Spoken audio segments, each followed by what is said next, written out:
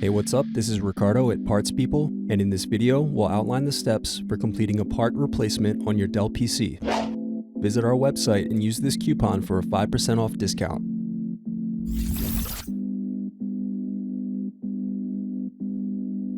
Slide tabs outward to unlock and remove battery. Unscrew, then remove access door. Now to remove web camera.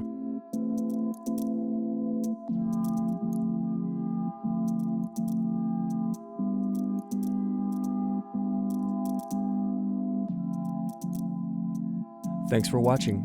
Don't forget to like and subscribe if you enjoyed this video. And if you need more, check out this playlist to watch other tutorials for your laptop. You can also click here to find parts for your laptop at partspeople.com.